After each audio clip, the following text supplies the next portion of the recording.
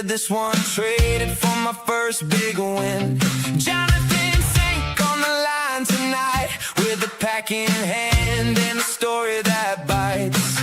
Old paper, new spark, name on the card, from basement deals to a full-on start. Collected and connected, collected and connected, trading the truth.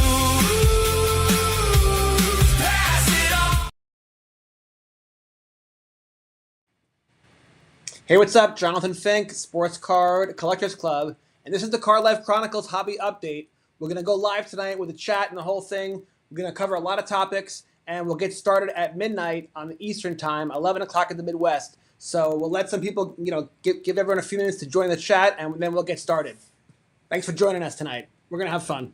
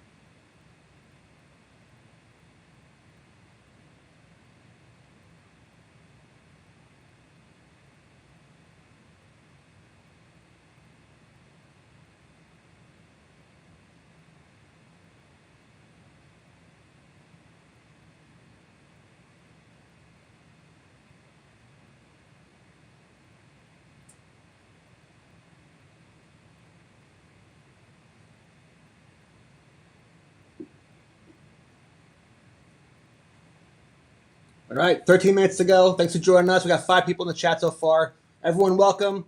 Hobby update coming at you. See you soon. Get ready.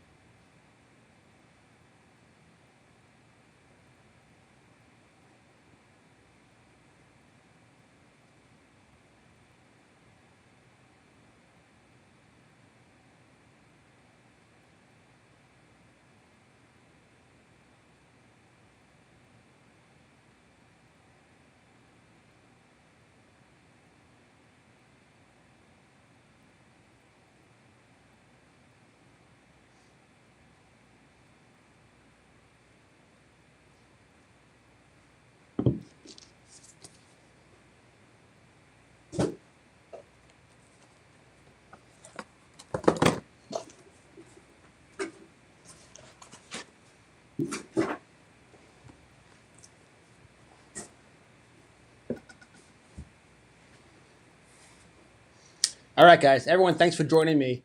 I appreciate it. Thanks for your patience.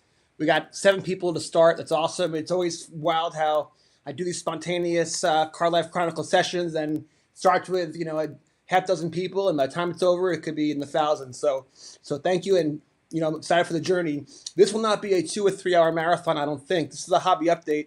This should be 30 minutes to an hour. But I can't rule out a Car Life Chronicles pack opening round 3 later tonight if we're all up for it and if I have the energy, and we'll do another round of 2026 Topps Chrome basketball update. So we have 5 more minutes to go. I promised everyone we would start at midnight. So in the meantime, I have some entertainment for us to go. Let's open up a couple packs of my favorite non-sports card product, V-Friends Series 2 Topps Chrome. Let's see how we do. Make no mistake how much I love this product. There's the amiable anchovy, the magnanimous Maltese. Ooh, my favorite insert design. We got a hardworking wombat with the manga refractor. The competitive advantage keeps going with steady effort, even when progress isn't visible. Man, that is so true. If you're you're starting out as a young YouTuber, it could be crickets for a while until you start getting some traction. I've been there. And then the wily wild boar. So yes, we're gonna do a hobby update. We'll talk about one of my favorite YouTubers and what's going on there. We'll talk about update on the sports card market from a financial price perspective. Hold on, where'd those packs go? Oh yeah. We'll talk about the hobby market from a participation community perspective, right? I had a card show today that I went to in Lee Summit, Missouri. My favorite one that they have a few times a year, and I'll show you all my pickups. And that was kind of like the inspiration for the session, is to show you my pickups today and talk about the hobby. And then I surprised you with a couple of pack openings too. That was the Arbitraging Admirable. Here's the Mint Mink. Here we got a Chalk Enamored Emu. Let's read today's lesson. Find and follow your passions. Enamored Emu teaches that you should try all kinds of things, and when something truly matters to you, giving it your full heart can take you further than you can have ever imagined. And a Hungry Hammerhead. All right, 3 minutes to go. We'll keep ripping packs till we get started. But already, I just want to say thank you for joining me. I appreciate each and every one of you. Here's the Boss Bobcat, the Perspective Pigeon, a Spiffy Salmon with the yellow refractor, and a Zestful Zebra. Let's read that one. Earns its stripes by bringing contagious energy to every dazzle. Cute.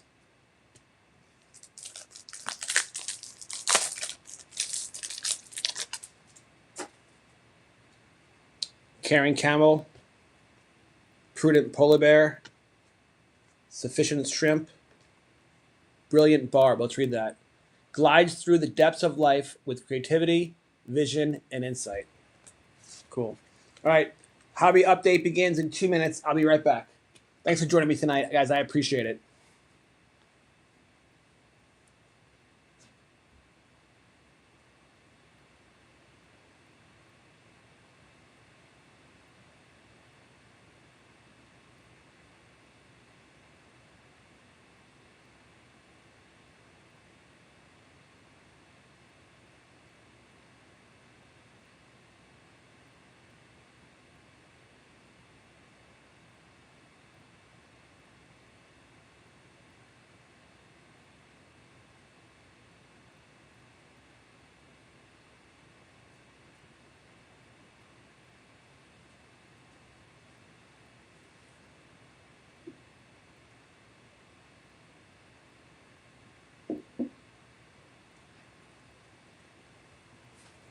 All right, one more pack. Then we'll get started. So far, those are 2 bust packs in a row. Consistent Cougar, Sharing Squirrel, Empathy Elephant, Polished Poodle. Knows the only way to get polished is to start and keep learning. Yep, that's true. All right, one more pack to go before we get started. So FYI, we're live on YouTube, we're live on Twitter, and what's so crazy about the internet is mind-blowing. We're live all over the world. It's really cool. So even though it's late on the East Coast, it's not late on the West Coast, and it's probably morning in Japan, right? It's wild. A tenacious termite. So hello everyone who's watching in Singapore and in South Korea. Forthright flamingo, tranquil toad, balanced beetle. Let's read it. Knows that life isn't about red or blue, it's about purple. That's a very subtle political comment. Red or blue, Republican, Democrat, purple somewhere in the middle. I like that. Well done. All right, it is midnight, so let's get started with the hobby update. So what inspired me to do the hobby update was I got to go to a trade show for the first time and actually for a couple of months. Kansas City, in my opinion, has a very vibrant, really, really good trade show community, so much so that the last couple of weeks have been really dead because we've had nationally the National Trade Show in Chicago, and then 2 weeks prior we had the Fanatics Fest, and a lot of the vendors that tend these local shows, they're setting up booths at those shows, so it just makes sense to not have some stuff going on at the same time. So it's been quiet around here, and so this was the first big show. Now Kansas City has, I'd say, a half dozen shows that kind of circulate, and they're all different shapes and sizes. The one I went to today at the Knox Pavilion in Lee Summit, Missouri, is my favorite one. It's the biggest one. In fact, it's so big that they actually can charge a $5 cover fee just to enter, and it's worth it. I pay it every time gladly because it's such a great show. So we'll get into that. But before we do, after the show, I went for my walk. I go for a walk every day, pretty much. And usually I'm listening to music, or I'll do some do some work-related stuff on my phone, or make some phone calls to friends and family, whatever. But today I was doing YouTube sports card stuff, and I came across a video from Professor Sports Card. So kind of like me, my alter ego is Kevin Dempsey. He's the college professor that stars in the fictional novel that I wrote, the Republic Baseball League, right? But he's kind of like my alter ego. Well, Professor Sports Card is actually not a professor, although he is a high school teacher. But I guess his sports card persona is a professor, and actually I'm a big fan of him. And he's got a really good podcast, and he'll be a guest on my show, episode 11, September 29th. So I wanted to give a huge shout out to Professor Sports Cards. And basically today he did a video that he posted where he's like a professor, and he's got this whiteboard, although it's kind of this high-tech chalkboard thing, so you can erase and do colors and stuff like that. And the episode was about whether it's profitable to be a local card shop owner, right?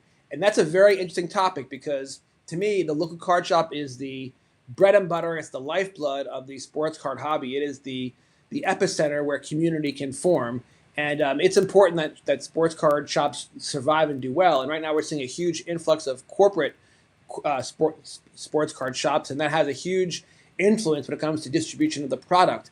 The sports card market's gone through cycles. In the 1970s into the 80s, there were thousands of card shops. And then when the junk wax era hit, many of them went out of business, and there's been a huge resurgence. In fact, in Professor Sports Card's episode, he's from Vegas, and I actually did a feature. I was in Vegas a few weeks ago for the Summer League Top Shot market, and during my interviews with Paulie, we talked about the local market in Vegas because there's like 7 or 8 shops within a 15-minute radius.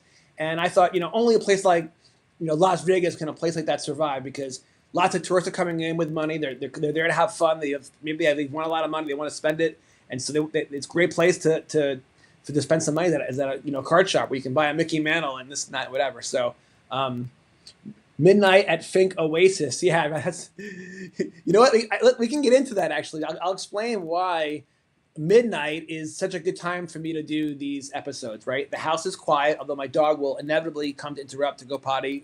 Sooner or later. My son's home for the summer, but he's either out or it's he's going to sleep by now or whatever. My wife is definitely asleep, so hanging out with her and spending time with her is not an issue. And as you know, I spent the last 10 years writing books hardcore. And I spent a lot of my late nights, abusing coffee and writing throughout the night. So even though right now I'm slowing it down, right now I'm just editing and improving a book that I wrote during the pandemic called The Basketball Gods Are Real. And I recently finished writing The Pokemon Gods Are Real. So I'm in a kind of a slow phase of my writing where when I'm actually writing, it's like very time consuming. Right now I'm focusing more on just editing these 2 books and getting them out, and that's less time consuming. I do it more, in a certain routine, and so I have more free time to do stuff like this because this is the time that I would have been writing. But if I'm awake, I have energy. Think about it. All the Major League Baseball games are over by now. It's Saturday night. It's not even Saturday Night Live anyway, so it's like it's the perfect timing. All the other rippers like Run to Good Life. I love watching his videos. He's great. I love to have him on my podcast soon. But most of those rippers are people are watching because they have a financial investment. They've joined their break. And they run from 8, 9, 10, 11 o'clock. There's one guy who I like who is a big Pokemon ripper, but the same thing. By the time you get to midnight, those things end. But people are still awake, especially it depends on where you are. Some people are night birds, some people it's just not time for bed yet. And if they still want to be entertained and they love sports cards, they want to watch something. And so the timing of my show, doing these late at night is kind of perfect because it works well for me. But I think it also works well for the community because all the other stuff that I wouldn't want to compete with, they're now done with their stuff. And unless you're like watching Fanatics Live or some kind of whatnot stuff, if you're focused on traditional YouTube or Twitter, everything else is recorded and this is live, which is fun. So we have a live chat. So speaking of the chat, shout out to ForceCom3236. He or she writes, Damian Lillard. Not sure what that was about. Maybe Paulie posted a question. James Pooh Bear writes, best 3-point shooter besides Curry. I'll go with Jamal Murray. Volume shooting and way over 40%. Serious weapon. So I missed the original question. I was too busy yapping. But I love that the chat is active. That's awesome. That's beautiful. It's about community. It's not all about what I have to say. I'd love to hear what you guys have to say too. So shout out to the chat. Grateful for you to join me. By the way, not an endorsement. Tonight it's once again Stewart's Black Cherry Soda. Okay, so anyway, Professor Sports Cards video. I want to talk about that because there's a lot more card shops opening up. In Kansas City, we are blessed. We have like 3 major ones in our local area. There's a couple, definitely a few more in the periphery. And we also have a lot of big box stores like Best Buy and Targets and Walmarts. And we have in Leawood, Kansas, where I live, we actually have a Dick's House of Sports, which has a brand new, huge sports card selection. And they're getting like massive distribution, like way more than anyone else. Paulie writes, best 3-point shooter active in the league besides Steph Curry. Oh, that's the question. Yeah, chat. Damian Lillard was one of the answers. That's cool. Who else? Oh, snap. Carpig says, oh, snap. Carpigs, who do you think the best 3-point shooter is in the league right now besides Steph Curry? That's a great question, Paulie. Let me think about who I would say that is. I mean, I'm sure if you ask ChatGPT, you could probably pull up the stats and look at the percentages. But I'm going to surprise you. I'd say it's one of the big centers right now. I'm going to go with like Wemby or Cat. The game has changed. Right now I'm playing on Xbox. I'm doing a franchise, dynasty with the Kansas City Kings and the Lost franchises where I bring back all the old teams. I'm starting in 1983. And when the announcers are making comments, they're like, we've only had the 3-point line for 3 years so far. And I built my team, by the way, to like be draining threes. Like I got John Stunfeld at small forward. I got Dale Ellis at shooting forward. So we've just been draining threes and it's been awesome. But none of the teams I'm playing, they shoot threes because they're all been programmed to do the old school stuff. Carpenter goes with Jamal Murray, Donovan Mitchell. That's a good one. Yeah, I mean, it's wild. Steph Curry has, he's changed the game. I hope he's still got a couple more years left in him. But it's not just him who can shoot threes now. Now you have centers shooting threes, and I think that has totally changed the dynamics of how NBA teams, run offenses and play defense. It's awesome like that. Yeah. So anyway, back to Professor Sports Cards real quick. In that video, it talks about like roughly, what it's going to cost to run a shop. And the new trend is that these card shops are also adding sections of the shop to do live breaking, right? And so breaking is controversial. Some love it, some hate it, but the ones that are doing it are making a lot of money, and it's really helping these card shops, especially the ones that are not getting distribution, to make a lot of money. But the bigger issue is, do you even have to own a brick and mortar shop to be in this business, to be in the sports card? Oh, Con Knuppel. Michael Jordan is not playing anymore, Garrison Lyons. It's got to be active players. Con Knuppel, actually, if you look at the raw numbers, Luke Kennard, that's another one. That's a great suggestion. he's only a rookie, so his sample size is small. But Concanapoli has been awesome. I pulled a bunch of his rookie cards in our last couple of rip sessions. Anyway, I remember when Mojo Sports, he's a huge YouTuber. He was going to open up a card shop. He couldn't.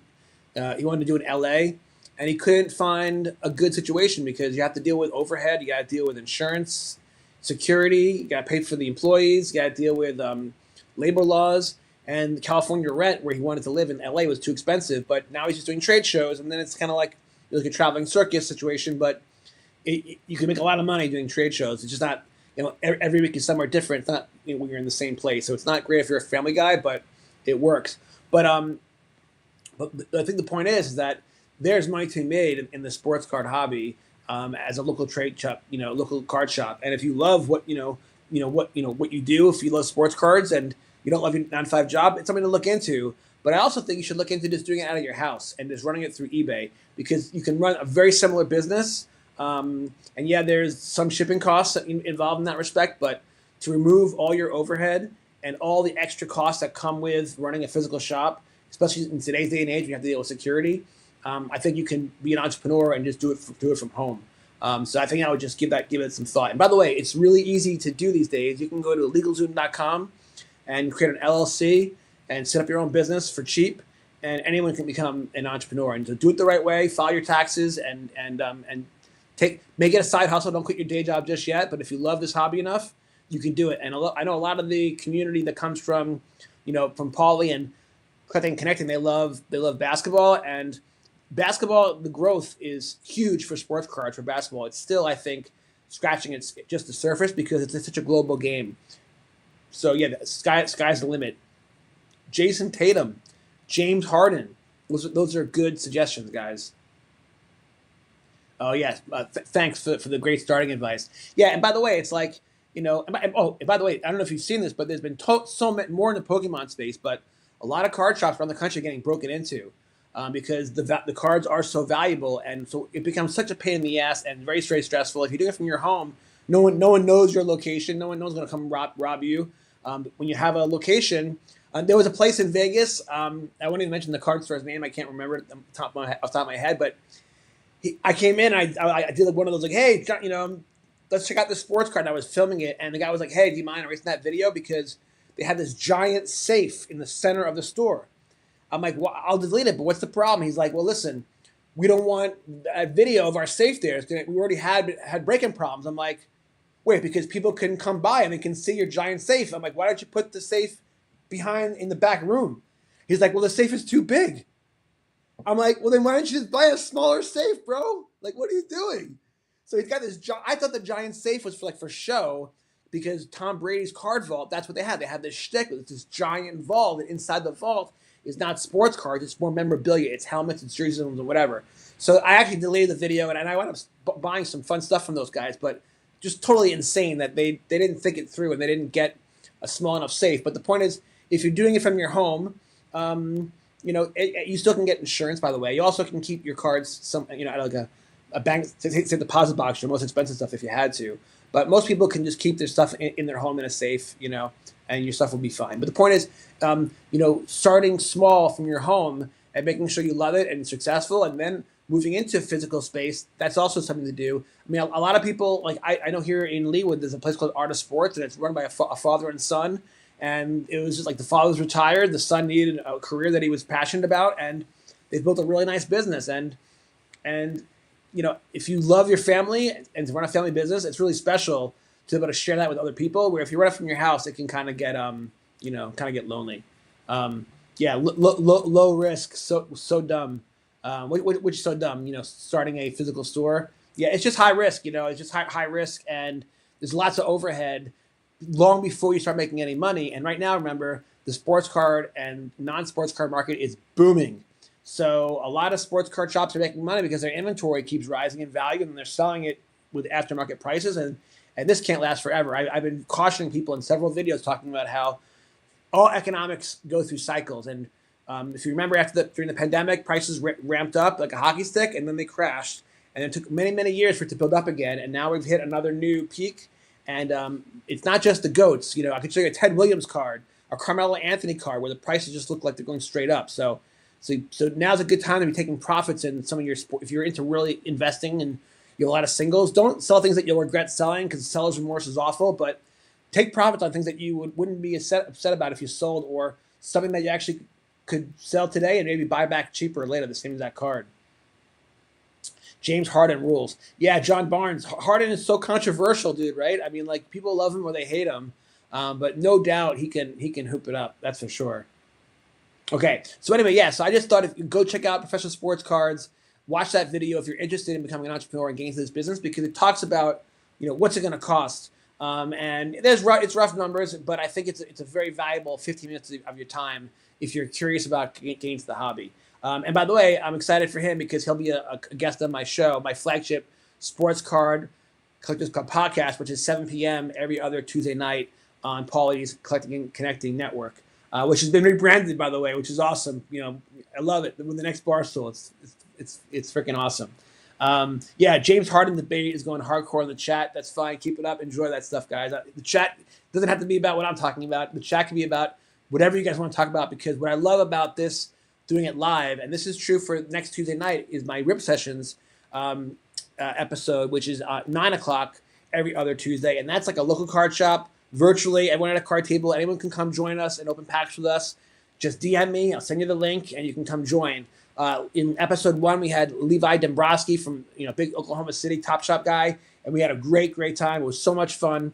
So hopefully we can get a good turnout again. So yeah, and the chat was a big part of that episode. So I wanted to do these things live because I wanted to help do my part in giving people a platform to share community. I know that there's Discords out there and all that shit, but this is live, so it's really a little extra special. So yeah, so I can get my hobby update done and provide a platform to share with you guys, and let's thank Paulie, because he provided the platform to me for me to share it with all of you.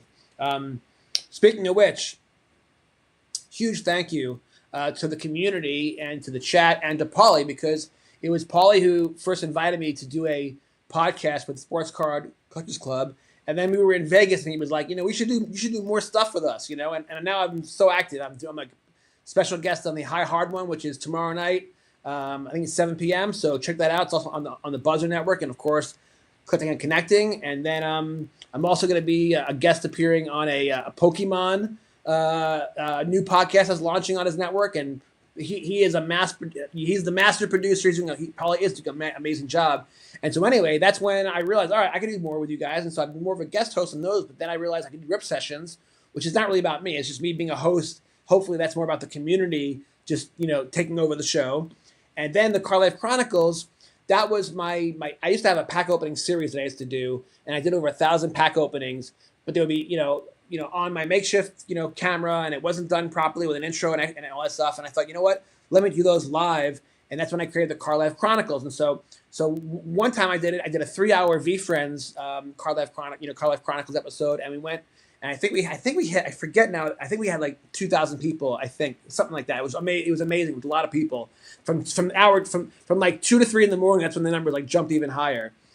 Then we've done 2 Rip Sessions chasing Cooper Flag rookie patch autos. And the first time I did it was on Thursday night, and I went for, I think, 2 hours, and we only had, not that it was only, I shouldn't say only, we had 33 people. I'm grateful for every one of you, whatever the number is. If it's 2 people, it's better than 0. I'm grateful, it's fun, whatever it is. I'm still new at this, and so I don't expect anything. However, we did a session last night, and we got to like, almost 3,000 people, and it was a 3-hour marathon, and I did reload today.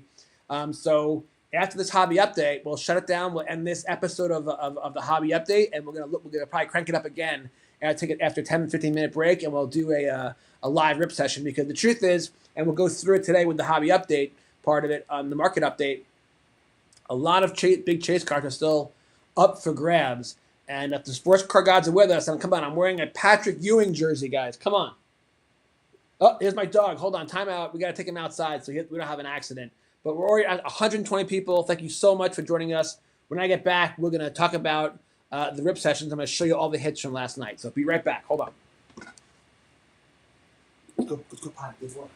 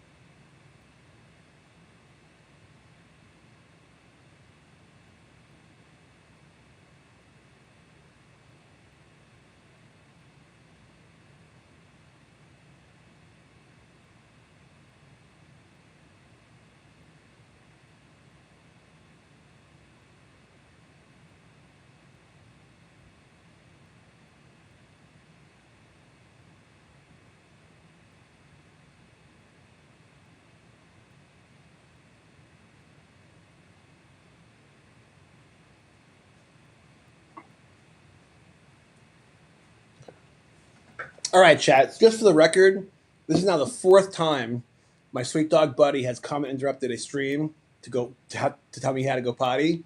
But every time before the stream, I do try to take him out, and sometimes I have taken him out, and he still has come down here because I've done some long streams. And like tonight, he was like dead asleep.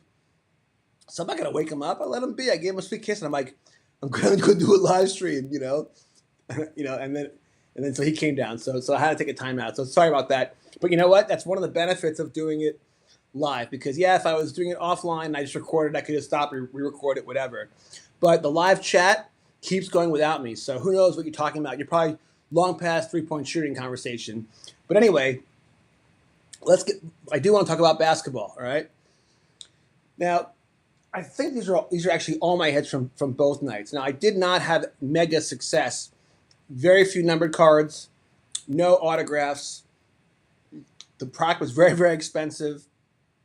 But in hindsight, I did have a number of hits that will, I think, actually flip pretty well. In my second book for my sports card Collectors Club series called The Flip Life, which comes out in December 1st. It's already done. I've actually been handing out copies locally to like local fans and stuff like that. But there's a lot of different storylines that weave through that book.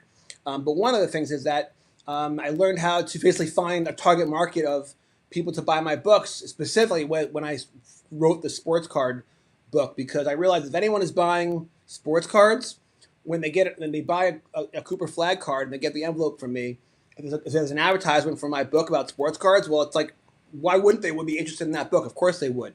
So I think it's like perfect target marketing.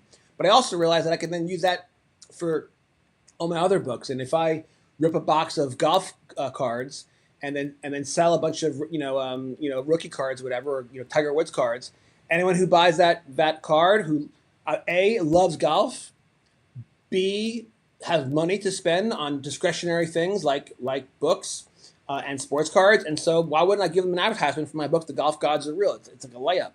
So how I discovered that strategy and how I used it, and then how I rip wax and write stories about the cards that I pull is really just an excuse to stay in the hobby, basically, just if I keep doing it, but also was a clever way to do kind of guerrilla marketing and target marketing and kind of find people to, who I think would be interested in reading my books, right? So that was what that was all about. And so now that, I'm working on The Basketball Gods Are Real, having lots of inventory of basketball cards is critical, because I want to be able to, find a lot of people who love basketball so much that they're going to want to buy sports cards and then buy a book about sports cards and also about the golf, the Basketball Gods Are Real, because of course my sports card books obviously do a lot of basketball stuff.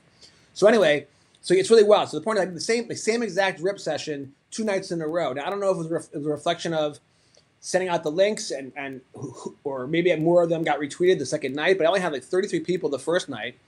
And the second night we had like 3,000. So that was just wild watching, starting with 15 people in the chat and keep watching it continue to grow as the night went on. And, I wasn't sure if it's a function of the fact that, people are enjoying hanging out with me and the chat, or it's a function of it's a very unique product, right? This is the first time that Topps has released rookie debut auto patches for NBA basketball. And of course, this is a very sought after rookie class, Cooper Flag, Con Knuppel, Darren Harper. I mean, it goes on and on. So yeah, and by the way, when we'll do the market update. We'll talk about which of those cards have been hit. We'll talk about which cards have already been sold in the marketplace and what they're going for. But first, let me give you a rundown of all the big, all my favorite pulls from the last 2 nights. Here's a moment in time. Cooper Flag, Clutch Gene, Dylan Harper. Moment in time, VJ. Yeah, I mean, I'm a Knicks fan, obviously. I grew up in New York. I wish Kansas City still had a team like the Kansas City Kings. So I just enjoy basketball as a fan. I love the whole league in its entirety. I'm actually really excited for the Philadelphia fans. They have not won a championship almost as long as it took for the New York Knicks to win a championship. And not that Braun will solve all their problems. In fact, LeBron's a year older. He could be an injury problem. And, of course, we know that Joel Embiid has been an injury problem. And Joel and I think Jaylen Brown have traditionally not gotten along very well, so there could be chemistry issues there. They don't have a deep bench. And yet, their starting 5 with with Maxey and VJ, it looks really, really good. And so I think that the Sixers are going to be a really fun team this year, and I'm excited for the season already. It's going to be awesome. Here's a clutch gene, Con Knuppel, who some in the chat thought was the best three-point shooter after Steph Curry. You know what? I think if you look at his numbers as far as percentage, he might be definitely up there in the top 10, and next year he maybe will prove to be one of the top 5. Here's a Wemby Ray Wave. So the Wemby madness has cooled a bit. Obviously, this is no longer his rookie year. He's now, he feels like almost a veteran at this point. But the inserts like a Ray Wave still have some interest in the marketplace, like on eBay and whatever. So this card will definitely flip. Here's a Jeremiah Fears moment in time. He's like one of the top 10 rookies from last year, I'd say. This is from the first night. This is a Cedric Coward yellow refractor at a 275. You know what? Some people complain about the overproduction of parallels every year. There's more and more parallels, but I think if you actually ask most of the collectors, that they love the parallels. I think they look great, especially the color matches, and I think it's actually really added to the hobby. And it's been a way for them to print more cards while still forcing scarcity. It still creates chase. It still creates interest. Even when you have, because like people complain, like if you can't get your hands on the cards because everyone's scalping them, well then you got to print more, right? But if you print too many, then every pack will have like worthless junk in it, and no one wants that. So it's really hard for companies to find a very fine balance between keeping the product, exciting, and also it's still coveted in the marketplace. It's tricky because without printing too much, because you want to print as much as you can because they want to increase profits. Anyway, Cedric Coward in yellow, that's a really cool looking card. Now this is a different kind of yellow. Now it's interesting. Both of these yellows are at a 275, so their whole like system of parallels is consistent. Although this one is a Ray Wave at a 275, and that it might only be worth $5 in the market, maybe 10 at the most. We'll see. Walter Clayton Jr. Clutch City. This is just a cool insert. It's probably worth $2 or $3, but I just like the design. This one I like it just because it's Luka. That's what's great. It's update. They're updating their Chrome set, and of course everyone knows that Luka got traded from the Dallas Mavericks in a very questionable trade, I must say. But he's looking good in Dodger blue. I was going to say in Laker purple. This was the only numbered card that I pulled from my second session last night, and that was 10 blaster boxes, only one numbered card, no autos. So you could say I definitely got smoked overall, but we'll see. Some of these Cooper flags actually might help me recoup some of it, but you know what? I think at best I'm going to recoup 35, maybe 40% tops on the money that I spent on this stuff, but it's all good, man. It was entertainment, and I did it to please the basketball gods. I'm running a book right now, and I'm doing these podcasts and all that stuff, so I took one for the team. It's all good. And by the way, I still got some more, and there could be a Magic card still waiting, and that can make up for all the bad packs that I've had so far. So I've pulled a lot of this. I think I pulled 3 Dylan Harper rookies last night.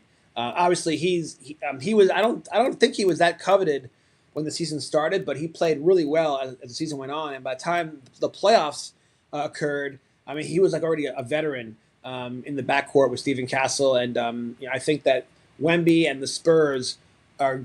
You haven't seen the last of them. They'll be in the Western Conference Finals against OKC next year again. I think they'll be even better than last year. Here's a Ray Wave for, speak of the devil, Steph Curry, the best 3-point shooter of all time, a living GOAT. Here's a Wemby base. It's just a base, but it's Wemby, right? It's like I gotta consider that a hit, I think. Speaking of hits, here's a clutch city of this guy, Cooper Flag. I actually feature Cooper Flag. He gets a chapter in Volume 2, The Flip Life, as a matter of fact. I probably should PC this guy. I don't. This is one of the cards I'll definitely flip that will help me kind of recoup my cost for buying all these packs. Kevin Durant, I'm not sure why he deserves to be, I just love Kevin Durant. I think he's had a prolific career. He's been a classic journeyman. He's played for so many teams, and he's been one of the highest scorers of all time. I don't think this card will have that much value, except that it's a Ray Wave, maybe $1 or $2, but somehow I thought it was worthy of being tried to flip on eBay. The red, white, and blue has been one of the more favorite parallels this year amongst the community. Top started making these, I think, last year in last year's set. So here's a Jaylen Brown. Obviously, Jaylen Brown just got traded to the Sixers, so it's always disappointing. It's ironic it's an update set, but not updated enough because Jaylen Brown is now with the Sixers. But hopefully someone in Boston will still want that card. Here's a Kawhi Leonard Clutch City. Interesting how the Clutch City insert, it's not just the rookie cards, it's all kind of players. Obviously, Leonard has had a couple of really big moments in his career. Yeah, I thought this one might flip. Kobe White in the red, white, and blue. He's got cool hair. Giannis going to Miami. That's a really big deal. Unfortunately, he was traded in a deal for Tyler Hero. So I think that this card probably won't be worth very much, but it's just a cool design. And I think he'll be awesome in Miami, but I don't think Miami is going to be very, very good. I don't think their team is very deep. I would have wished they found a way to have not traded away Tyler Hero. He's a prolific scorer. And I think him and Giannis on the same team, that could have been something special. Now I think both the Bucks and the Miami, I think they kind of just, they'll both be, average. Another red, white, and blue. Another Ray Wave. So kind of like Wemby, I feel like Steph Curry, he might be popular enough that I put this on sale for 99 cents to flip. Maybe it'll sell for $1. We'll see. Dylan Harper again. I mean, his stock is cannot be higher right now. Anthony Davis, he's become a journeyman, right? He's been on a lot of teams, and I think he'll start a new team again this year, right? He's in Washington. There's the 3-point master again with the clutch gene for Con Knippel. There's the third Dylan Harper. This one is special because it makes me think of Paulie. This is a Jalen Brunson moment in time. Obviously, 53 years since the Knicks and their long-suffering fans won a championship. When Paulie was on my podcast, we talked about how his journey has been as a Knicks fan, right? I mean, so many years of almost so close. John Starks, Patrick Ewing, like Lynn Sanity. It was just, just never got to the promised land. But they finally did, and yeah, it was a team effort, from the coaches to the players. But certainly, without this guy, Jalen Brunson, it wouldn't have happened. Jalen Brunson was Mr. Clutch. This is a Cade Cunningham, just a cool design. I only pulled one of these designs in the entire rip. Speaking of Tyler Hero, it turns out this one actually is. I put this on sale this morning to flip on eBay. This is actually a super short print. Again, Tyler Hero now with the Bucks. We'll see how that works out. Zach Edey, this card's not even worth probably 50 cents. The power player is not a very popular insert, and Zach Edey's not a very coveted player, but he's sentimental to me. I feature Zach Edey in my first sports card book. The first half of that book is me embracing the new age hobby as an investor, and I try to implement the traditional investment techniques that I learned in business school and as a financial advisor over the last 30 years. I have my own financial firm. And so I write about how Warren Buffett would buy sports cards, how would a day trader do it, how would a hedge fund do it, how would a private equity firm do it. And I went really big on Zach Edey because he was a rookie, and so it's kind of like being a speculative private equity firm, investing in a non-public startup company. And I bought 4 of his patch autos out of college, and he sprained his ankle in summer league, and then he sprained his ankle again the first week of the season, and then he wound up getting shut down for most of the year. And he actually made all rookie second team, but financially it was a huge bust. But I still love Zach Edey, and I hope he's going to get healthy because he's a big dude, 7'6", I guess, and it puts a lot of pressure on his ankles. And he's had a recurring ankle problem now, and so hopefully he had enough time to heal properly, and he can have a really good season this year. This guy again, Clutch Gene. All these Cooper flags will help me recoup a lot of my money. I think we'll review this later. I think this one goes for like $20 in the open market, which is cool. Here's Derek Queen. This is just a cool card. I think it's worth like nothing, but I just like the design. I'm a real card geek. I just appreciate the cool inserts. This one literally might be worth 40 cents. It's Dirk, but again, I like these. I've only seen one of these inserts. It'd be really cool if you pull this one for like Cooper flag. That'd be sick. So shout out to the chat. We're now at 569 people. I remember when there was 15 when we got started. This happened, last night, and the next thing I knew, it was 3,000 people. And by the way, I'm trying to put that in perspective. I mean, I know I'm not getting paid for this. It's not like people are showing up to my show to like pay to watch me rip cards and talk about the hobby. But last week I went to see Jesse Wells play at the Uptown Theater, and it was sold out. And it was 2,400 people, and we had like 2,863 people at our Card Life Chronicles rip session last night.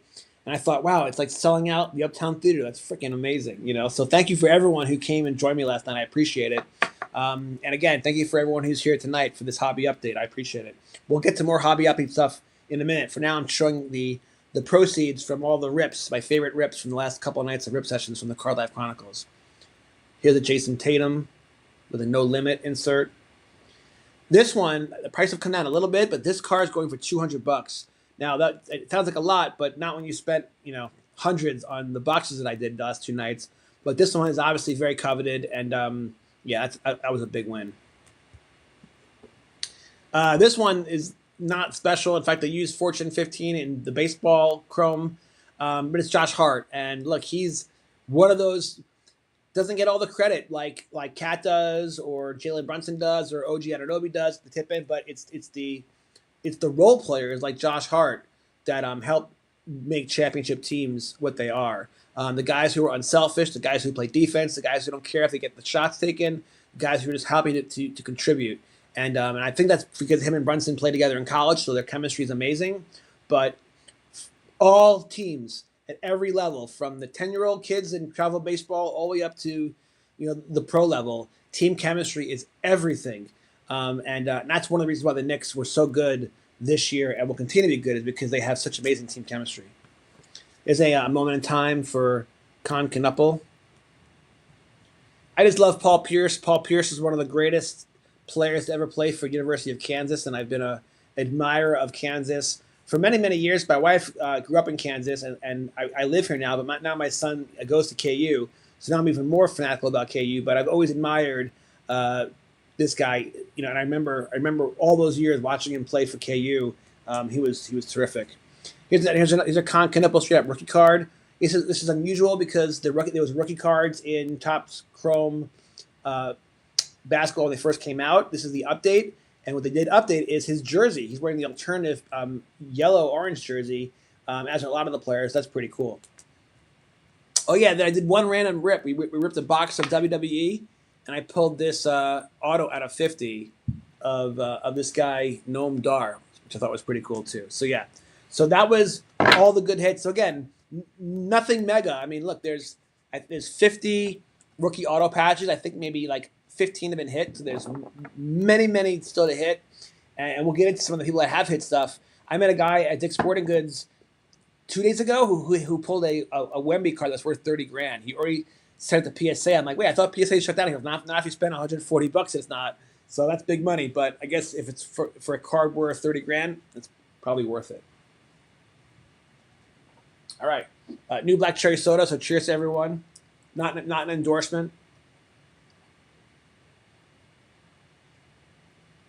Okay, so now the first time we ripped Topps Chrome basketball, like I mentioned, we had 33 people. Like not a huge crowd, but I'm happy for anything, whatever. I was grateful, but 33 people. The next night, we almost hit 3,000, and I don't know if it's a function of that, the popularity of the show is growing, or the fact that Cooper Fleck hasn't gotten hit yet, so people are voring. They want to see if someone's gonna, hit the big card and they get to watch it happen. So that still could happen. But either way, I'm grateful. For me personally, though, I'm obsessed with basketball right now. I've been that way for many months, but especially in the last couple of months since Summer League, because I've been working on Dr. Brown. Oh, by the way, so Paulie, I grew up on Dr. Brown soda. Every deli in New York, every diner in New York, always Dr. Brown, number one. But you know what? You cannot get it in Kansas City. But what's amazing is that our local grocery stores, we have lots of different sections of black cherry, and I've become a connoisseur. Stewart's is my favorite, so if I want to get an endorsement, it'd be Stewart's. If you noticed the other night, though, I was drinking IBC black cherry because I think I emptied their shelves. I consumed so much of this stuff, maybe me and others, that they were out of Stewart's, and so IBC is my backup, but my go-to is Stewart's. This is my favorite, except for it's sort of like Steph Curry, right? no question, dude, Dr. Brown is the best, but you can't even get that in the Midwest. So I have to like, it's sort of like asking who's your favorite 3-point shooter after Dr. Brown. You know what I'm saying? So anyway, cheers to Stewart's. Okay, so we're gonna rip some packs later tonight. I hope, unless this hobby update goes too late. But let's talk about the market real quick, because this product is still on the shelves. The prices have not risen in the secondary market. And yet some of the mega chases are still there. But let me give you a couple of examples of stuff that has been hit and what they've been going for, and why. Look, I'm not going to advise anybody to spend money on ripping wax. It's like a totally like crapshoot, whatever. I do it for entertainment purposes only. But for people who are doing it for investments, most products are a total waste of your time and money. Don't do it. Just go buy singles. But if you're gonna do it, try to find the products like VFriends, when like last year Series 1 or this year where it's like very small print runs, right? Or like Topps Chrome Platinum Baseball, smaller print runs, so the probabilities are higher. But this year, with Topps Chrome Update Basketball, they printed 40% less than Topps Chrome Flagship, which was huge, and prices went berserk and demand was off the charts. And there were 300 players in that set. This one's only 200. So it's focused more on the rookies, top rookies, and the big name players and the veterans. And so there's less print run, so better chances, and a third less players. And you have the patches. So even though there's still great stuff in here, you have all the alter ego short prints in here. And I'm not a big fan of the minions, but the minion cards are going for a shit ton. We'll talk about that in a minute. And all this still the patches, and like that would be sick to pull a patch, obviously, just for like the sake of doing it. But I don't, you can't assume that's going to happen.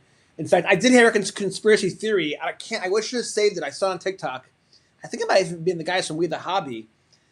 I thought they said that someone from Topps was showing the Cooper Flag rookie patch auto at the National or Fanatics Fest, which would be impossible because those boxes would have been shipped from factories beforehand, unless the conspiracy theory is that card is not in anyone's boxes, which would be genius because it's kind of like Willy Wonka's Chocolate Factory. Everyone's looking for the golden ticket. But what if they don't put the golden ticket in anyone's chocolate bars? That means people just keep buying and buying and buying and buying and buying because everyone's still looking for the chase card, and the chase card is not even in the product, perhaps. Who knows? I'm not assuming that's happening. I love Topps. Who knows? It was just a conspiracy that I heard. But I hope we pull it tonight. But frankly, I'd be happy pulling any of those patches. And really, I'd be happy pulling anything tonight because I just love basketball, and I'm just enjoying kind of consuming all things basketball. And we'll get into that because I bought a lot of fun stuff today at my trade show related to basketball. But first, without further ado, let's get into prices. So here is a Wemby parallel out of 5 that went for $4,000.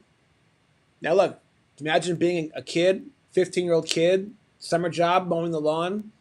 You buy a $40 blaster plus tax $50, and you pull it out of 5 Wemby. You make you sell for $4,000.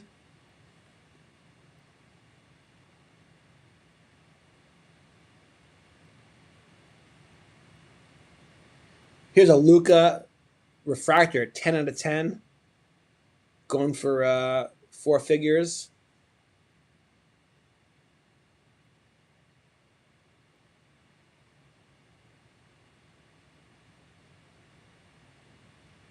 This is a little LeBron James moment in time. I can't see the numbering on it. It went for $5K though, but I'm not sure. Yeah, I can't see it. I'm not sure if that's what color that is. Might be out of 75 or something like that. Here's one of these alter ego cards.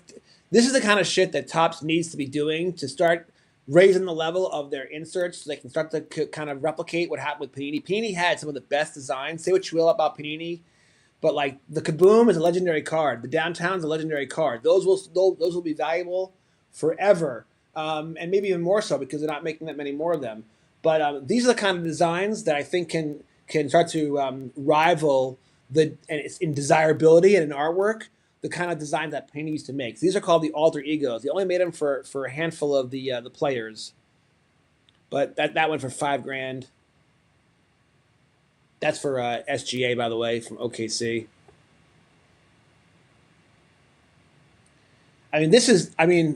This is wild to me, but it is what it is, man. I'm not. I think I saw one Minions movie. It was cute, whatever. I don't know if they really belong in cards. It's cross marketing. I'm sure there's reasons for it, but it is what it is. A minion of Steph Curry sold for $20,000. So again, it could have come from a hobby, could have come from a jumbo, could have come from a mega, but it could have come from a $45 MSRP blaster box, and it's worth 20 grand. That's insane, right? I mean, come on, that's insane.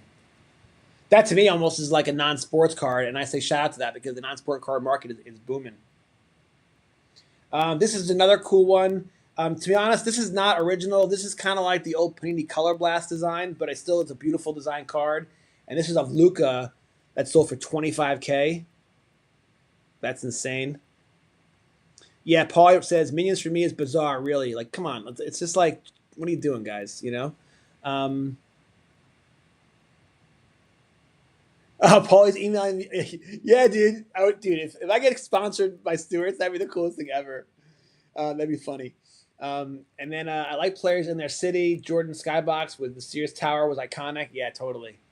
But yeah, this is some big money stuff here. I mean, 25 grand. That's no joke. But I'm not done. Last one for now. Here's a Cooper Flag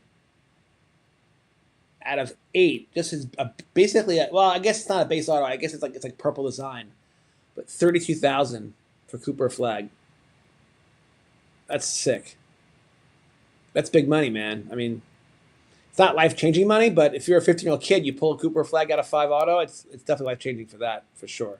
For most people, though, this is definitely life altering money. So that's the thing. I did see a couple of things. The LeBron 101 Superfractor got pulled in China, which is awesome. It's also one of the reasons why I'm so bullish on basketball cards. I think that the NBA and NBA Top Shot and NBA cards will continue to be more and more valuable because, they don't love Major League Baseball in China. They don't really care about NFL football in China. They don't care about NHL hockey in China with their billions of people, but they love NBA basketball. And by the way, this year they got Yang Hangson playing in Portland, and there's another 7-foot Asian kid playing for San Antonio.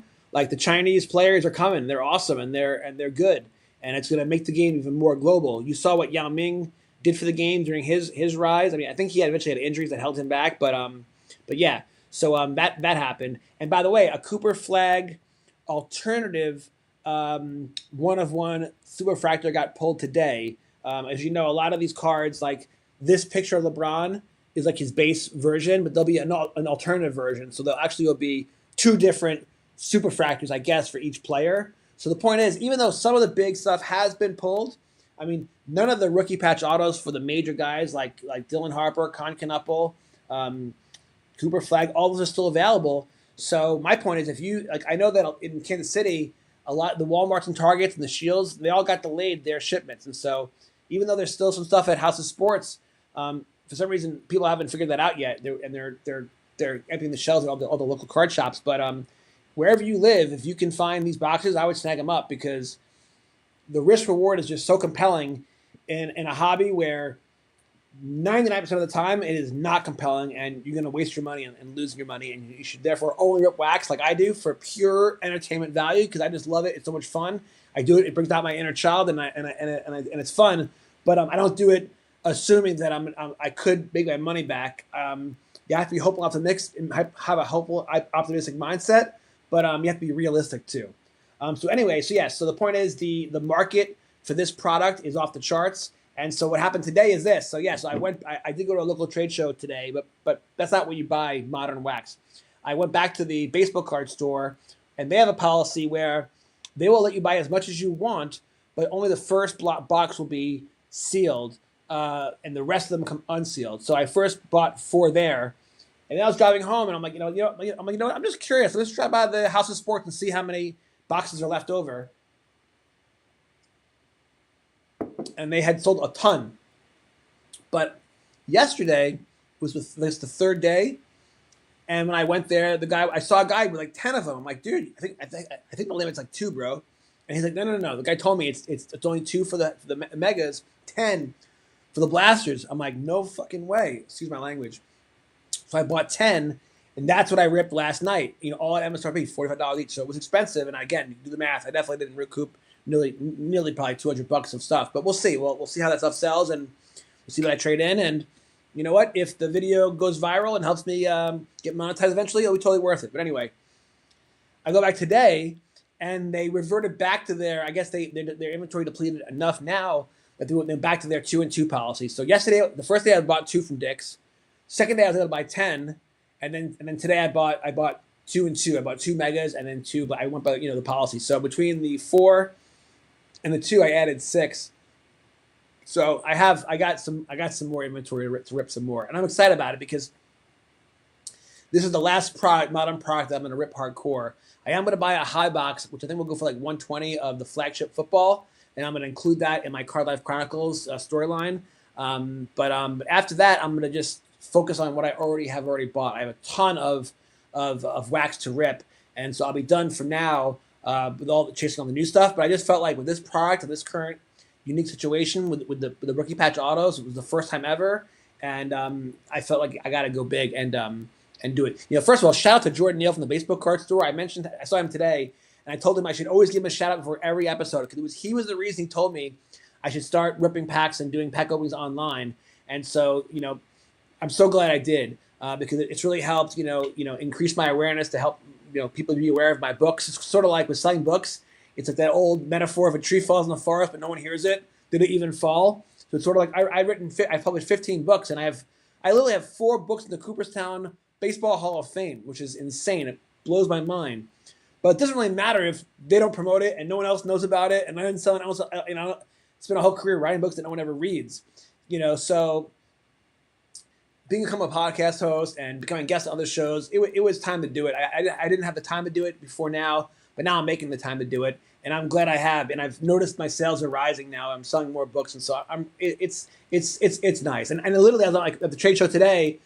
A couple people recognized me, and they're like, "Yeah, I read your book, or I like your podcast, dude." And the one guy asked me to be on he wanted to come be a guest on my show, and so it was fun. And definitely, I'm glad I get over the hump and had the confidence to kind of just get out there and start doing this because it's been so much fun, and it's definitely helping. Anyway, speaking of trade shows, so the point is I do have enough inventory to do another Card Life Rip Sessions live with 2026. So we'll do it tonight, or maybe not because it's getting so late with this. We'll keep, we'll just maybe conclude with 1 box and we'll do another session another night. But I do have a lot of that. But then the point is, and which was the reason for this show today with this hobby update, I went to the Knox Pavilion Lee Summit Card Show. And so first I want to talk about the hobby in general. I know that the National and Fanatics both had record attendance, and this was record attendance. When they did their post in the morning on Facebook showing people lined up, they were lined up around this entire building. Okay, so I was like, oh screw it, I'm not gonna go first in the morning. I did other things, I did some editing and did other stuff, and I showed up at 3:00 thinking it'd be a lull, and I had to park on a hill, on the grass because you could not find parking. It was record attendance. I talked to a bunch of the vendors that I've known over the years. I started going to trade shows. The first trade show that existed in Kansas City after the pandemic ended, that was the first one I went to, and that's when I really became fanatical about the hobby again. And all the old feelings came back, and I was all into it. So there's a lot of those guys, those vendors that have known me since the very beginning, and I've given them all my books and whatever, and they said that it was been record attendance. They've all made record sales today, and that's with also priced at all-time highs. But there's a couple of vendors that are all just junk, not just junk wax, all just wax. And I love that stuff. I always have. Even long before I was doing it online, I was always ripping wax as my way to enjoy the hobby. And they've been having record sales, not just today, but recent shows in Iowa and Oklahoma. Everywhere the hobby is booming, and I hope it continues. I can't help but think it's a reflection of the fact that prices are at an all-time high in Pokemon and in sports cards, and the rising tides lifts all the boats, and that attracts more people to want to get into the water. So on the one hand, I'm thrilled the hobby is growing, but I am concerned for people who are not becoming collectors. I'm concerned that the investors are going to be, buying the market at an all-time high. It's kind of like buying Cisco, in 1999, buying Pets.com in the year 2000. Look, if you buy and hold, if look, I remember flipping Ken Griffey 89 Upper Deck cards as a way to do the flip life. They were 2 years ago. They were $50 each, and so I would buy them for 45. I'd sell them 55, or I would even just buy them for 50, sell them 50, just an excuse to mail out my flyers, and now that raw card's over 100, so it's doubled in the last 16 months. If I were to show you a chart of the 1986 Flair Jordan PSA 10, it's like 50x'd in the last 10 years. If you look at the price of silver, it took 40 years for silver to break $30, right? Sorry, $50. The all-time high was 50, but it was stuck at 30 for like a decade, and it finally broke 50, and then went parabolic to 120. And I'm an investor. I own silver coins. I was loving it, but I know when something goes up that much, that fast, it can't last. It has to come down, and sure enough, it did. And now silver went from 120, and now it's at 60, and it probably will go back down to 50, which was that long-term, resistance level, becomes support. So there probably is some more short-term downside in silver before it goes higher. Then it will go way higher. But you saw that Bitcoin. Look, people were buying Bitcoin look, Bitcoin was at 120,000. Now it's at 60. So if you bought Bitcoin at 20,000, then you're doing great still. But a lot of people get their faces ripped off because when it got to 100,000, that's when all the tides are up, all the boats are up. That's when everyone wants to get in. Everyone wants to get into the fever. It's gonna go higher. And then you buy it at 100 grand Bitcoin, and then for the first 2 months, you're thrilled. It's at 120. You've made 20%. You're really smart. You know what you're doing. And the tide pulls out very, very quickly. And the next thing you know, it's at 85. Then it's at 75, and then now it's been at 64 for months, and it's lost half its value. Now that's good that it's stabilized there. It's finding support. But if you look at long-term charts, I actually think that the downside could still be around 27,000 before it finds a long-term bottom. So if you buy a Jordan card, at a card show right now and you love it, or a Ted Williams or whatever it is, and you bought it at the highest price, that's okay, because the price after it pulls back, there'll be another cycle bull run inevitably, absolutely. For lots of different reasons. So, but in the short term, yeah, you might get clobbered. And so I saw like Michael Rubin was talking about market peaking at the National. Gary Vee was talking to Logan Paul about it. He even gave advice, said, look, the market can't last like this price wise, and you should find one or two of your biggest wins, not your PC that you would regret if you sold it and have seller's remorse, but one or two of your biggest wins and take some profits, sell them. I remember Professor Sports Cards did an episode. He was at the National. He bought a LeBron rookie where he's holding the jersey, and it's gone up. It went up like I forget the number, like 150%. In like a year, and he sold it and took a profit. I thought, good for you, Professor. Well done, because the goal is to buy low and sell high. And a lot of people, because of emotion, buy high. And hope it will go higher, and then a lot of times they'll sell low. Because they get scared out of their positions. And that's happening right now in Pokemon. You're seeing prices of ETBs starting to really come down. Destined Rivals, one of the more popular products that kids really want to rip, they just did a reprint.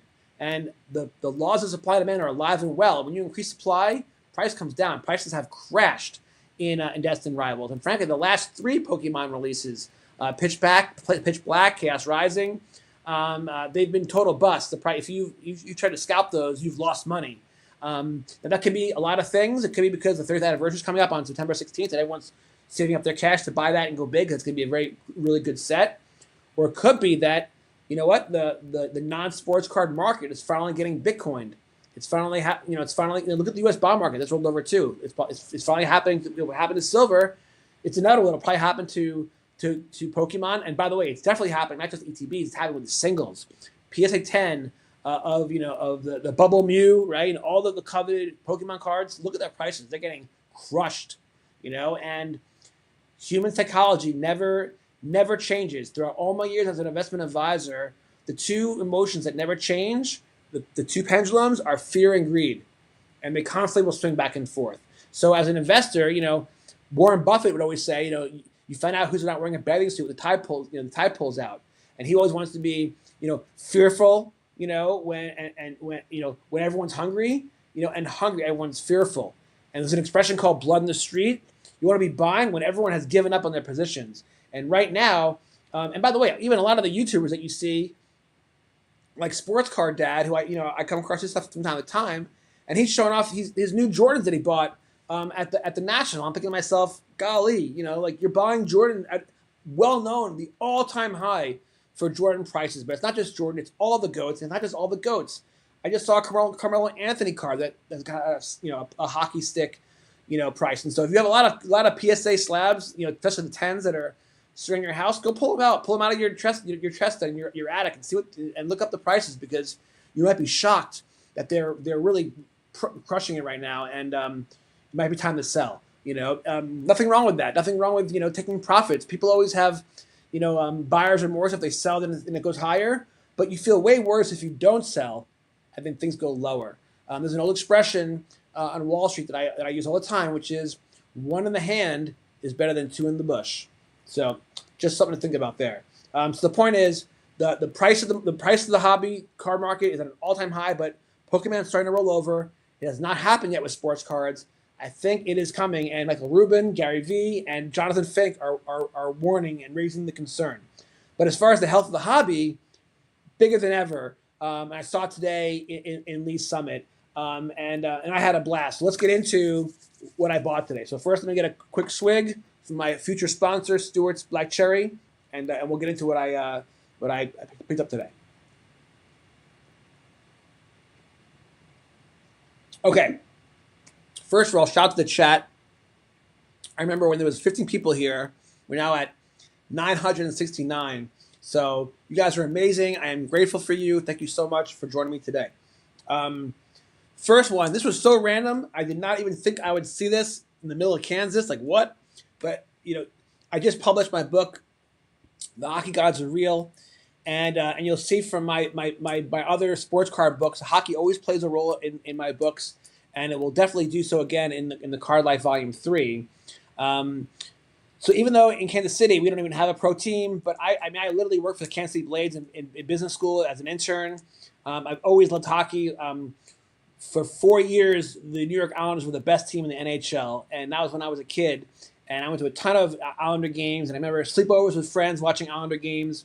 And so if you are a New York Rangers fan, which I'm betting Paulie is if he's watching still, you'll forgive me. I am an Islanders fan through and through. And by the way, if you ever noticed, the Islanders and the Mets and the Knicks all have the same color scheme, right? White, orange, and blue. But if you're a Rangers fan, the greatest nemesis to the Rangers, to that awesome rivalry with the Islanders and the Rangers in the 80s, they would chant, "Pot Vin sucks. Pot Vin sucks." So for $20, I bought an on-card auto of Potvin Sucks. Dennis Potvin, one of the greatest defensive hockey players of all time. I've never been a big fan of autos. I can care less. He signed it. I know the hobby is enamored with on-card autos and stuff like that. I've come around to appreciate them more as I've been in the hobby now, so hardcore over the years. And this is a particularly sick auto. Look at that auto on there. I think it was a blue Sharpie, but just totally sick. And for $20, one of my absolute hockey heroes. This is absolute PC. I don't know where it's going to go yet. It's going to go somewhere awesome where I can look at it every day. So, yeah. So, Dennis Potvin, yeah. Shout out to you. By the way, this is totally random, but let me just promote my show real quick. My flagship show, Sports Card Collectors Club. It's wild. My daughter, she graduated from George Washington University. She's working for Fox News. She's a booker for one of the morning shows on Fox. And so she's in charge of getting all the guests, And I never thought that a few months later I would have my own podcast and have to book people for my show. And I'm a booker too. So I'm following in my daughter's footsteps. And I've had a lot of fun kind of being a curator and figuring out who's going to be on my show and what the show's going to be like for season 1 versus season 2, and it's been a lot of fun. And Paulie's been so awesome with helping me and bringing me ideas, and it's been awesome. And he, of course, was one of my guests, and he was fabulous. Well, anyway, I've watched this hobby grow, and it doesn't need any help. But there's been a big term called 10x the hobby. Michael Rubin, CEO of Fanatics, mentioned that at a conference once. He wanted to 10x the hobby. Now, I'm not sure if he's referring to 10xing their Fanatics profits, right? Or actually growing the hobby by 10x, but it's probably one and the same. It's both. And the hobby has been growing. He said in the recent interview with SportsCon Nonsense at the National that he thinks he's 3 to 5x it so far, and since they bought the license of Topps from Fanatics did. Look, we'll see. They've definitely have grown the hobby. First, internationally, it's growing absolutely. It's growing with like things like Fanatics Fest. It's growing definitely with high-profile athletes getting involved in the hobby. More card shops are opening. We're seeing big box card shops like Tom Brady Card Vault and Card HQ expanding. So it's growing in every which way. But one of the ways that I think it's going to grow, with Fanatics Fest, the idea was converting sports fans into card collectors, and that's definitely happening. And there's a huge opportunity just converting traditional sports fans into collecting fans, right? But a big silver lining that I think it's not been missed. They did a feature symposium on it this year at the National. So far, I've had Kayla Collects on my show, and she was on this symposium talking about women in the hobby. Look, first of all, the hobby used to be for a bunch of nerds and geeks. It wasn't for the cool kids. Now everyone loves cards, and so just right there, the hobby has grown tremendously. But it's basically been a male-dominated hobby. And a lot of girls have not felt comfortable coming to all these male-dominated shows, and that has definitely changed. And people like Kayla Collects are vanguards in that. And I discovered Kayla after she was on Topps Network, and then there was someone else called Michaela Bear. And she is a hardcore super collector. She'll be on my show next. So next Tuesday is the Rip Session. That's my community, DM me. I'll send you a link. We're all going to rip packs together. Then the next Tuesday is Michaela Bear. And she is a Cleveland Indians fan, and she super collects certain players like Stephen Kwan. But even more than that, she collects everything that's red. And so now I'm hyper aware. So as I'm going through my cards, I'm figuring out what to flip, what to give away for free, what to put in a shoebox for the baseball card store to trade in. I come across so many cards where it's sort of like the red card beetle thing. Like when you're driving around, you don't notice it until you play that punch game where they punch you in the arm every time you see a beetle or red card, and you see red cards everywhere.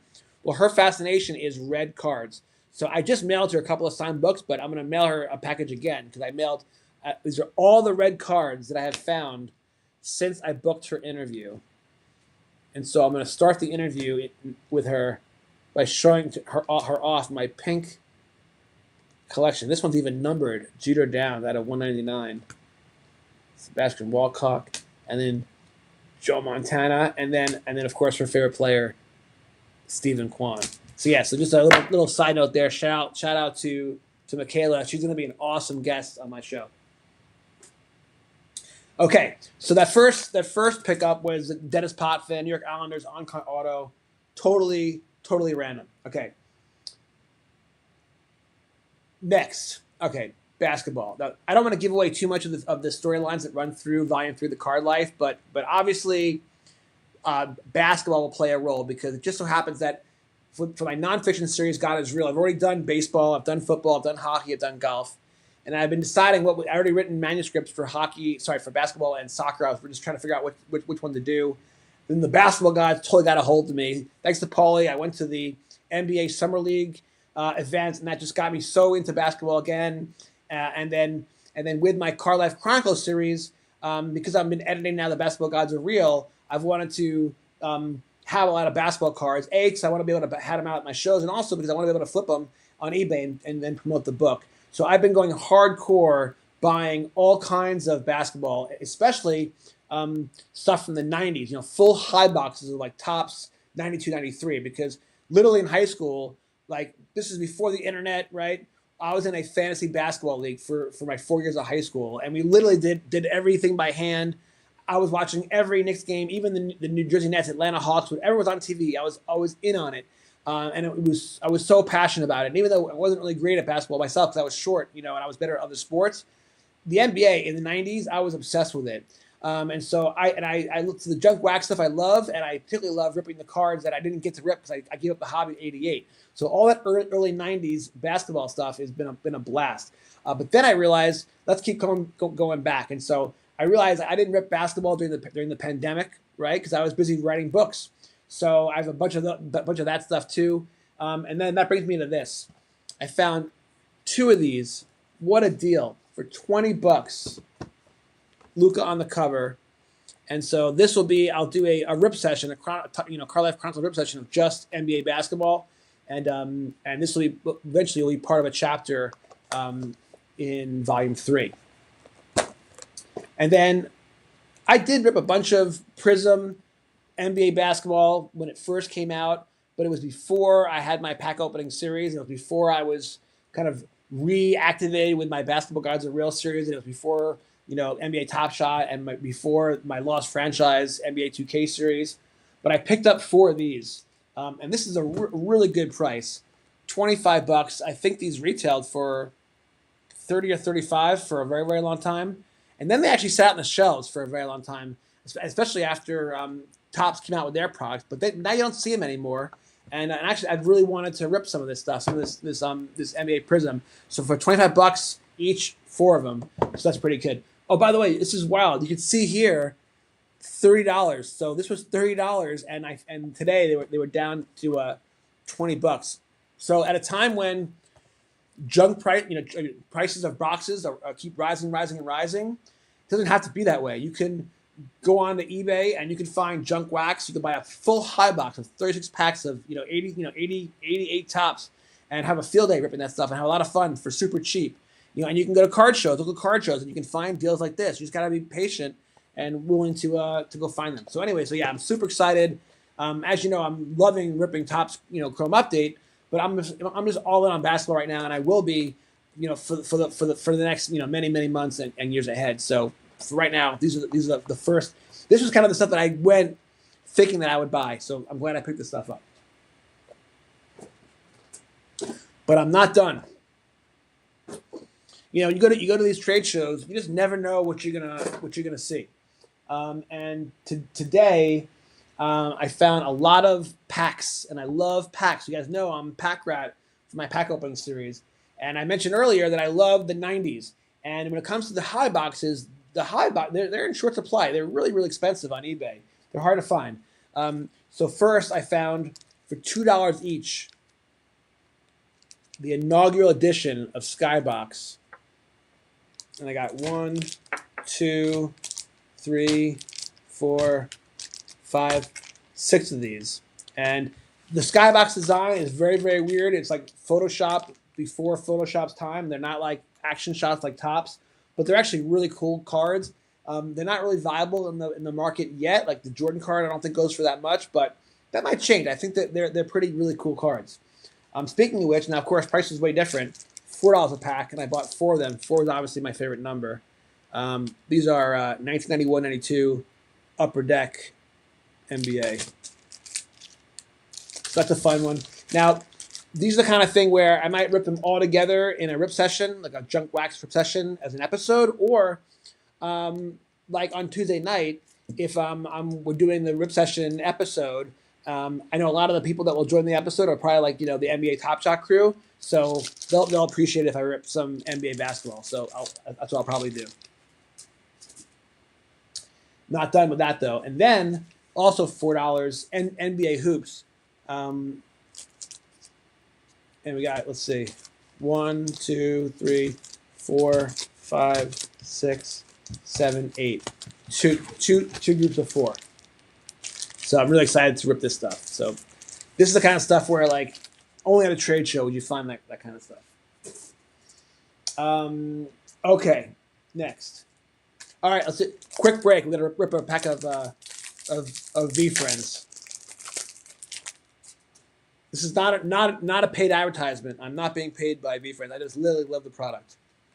Grateful Gar, Well Connected Werewolf, Confident Cobra Yellow Refractor, Offensive Oriented Orangutan, entirely focused on their next move and spends no energy worrying about what others are doing. Hell yeah. Always good wisdom from V Friends. Okay, next. Okay. This is a fun one for me. In Volume 1 of the Sports Card Collectors Club, if you've read it, you'll know this. If you have not read it, you'll check it out. The first half of the book is every chapter is like a different investment chapter, like the modern hobby. It's all about making money and investing in cards and stuff like that. So I have a chapter like how would Warren Buffett, buy sports cards? How would a hedge fund do it? How would a private equity fund do it? How would a day trader do it, etc. Right? Then, of course, the pivotal part in the storyline is I'm watching the Royals game one night and there's a rain delay. And after like the first 30 minutes, they'll chit chat about the game. Then they need to find programming to put on when it's like a prolonged delay. And one of the go-to shows for most networks in sports, they put on the TV show called The Card Life, produced by Brandon Virgil. It's hosted by Matt Strom, who's a pitcher in the MLB, and he's a hardcore. He's the OG. He's the first real MLB player who became well known for his love of sports cards. And he had his own show called Stadium Rips, where during the pandemic he would rip packs sitting in empty stadiums, and then he became the host of this show. And like you'll be in Vegas walking at 2 a.m, you'll see the show on TV. It's syndicated. It's on everywhere. So I'm watching The Card Life, and the segment comes on where Matt is always doing a rip session, and I'm watching him rip cards, and I was like, you know what, I got this all wrong. I definitely had a lot of fun writing the book and investing, being an investment, hobbyist, instead of a collector, being an investor. But I felt like something was missing. And after watching Matt rip packs, I'm like, you know what? That's what's missing, is the joy that I felt when I was a kid when I ripped packs. I loved, some would say it's just dopamine hit, which is true. But I just love the excitement. I love the mystery. I love how each card's a sacred relic with history in it. I love it. So after watching him rip packs, I finished the episode. I'm like, you know what? I'm done investing in sports cards. Now I'm going to become a collector. And the rest of the book is about collecting. And it's about the cards that I collected, and then I have a chapter about set building. And of course, if you're going to build a set, you can build lots of different sets, but I picked one that was maybe cliche, but for me, it was, given my history and my love for basketball from when I was a kid in high school, I wanted to build the 1986 Flair NBA set. It's a legendary set. Everyone knows that Topps and Flair, dealt with licensing, and there were not NBA cards made for many, many years. And so in '86, when Flair came out with the NBA set, it was the first time they had made cards in like a decade. So even though it wasn't Michael Jordan's rookie year, that was actually technically in '84, everyone considers his '86 Flair card his official rookie card. Now some are saying his '84 Star card is the first official rookie card, but whatever. But there's, I think, 8 or 9 other players, Karl Malone, Dominique Wilkins, Chris Mullin, Charles Oakley. All those guys are rookies, and so this is like the most coveted set, and it's actually only 200 players. Remember, it's when the NBA was much smaller. There's very few teams, so I set out. At least I started to build that set, and I think when I finished the book, I have to have it right here. And let me check real quick something.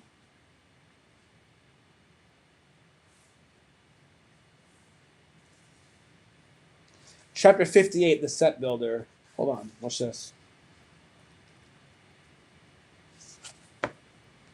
Don't worry, I'm not going to read it to you.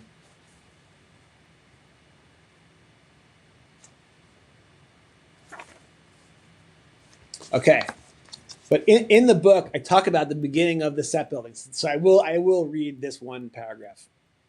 The first card in my 1986-87 Flair NBA set was the player who was drafted notoriously ahead of Michael Jordan, Sam Bowie, from the Portland Trail Blazers.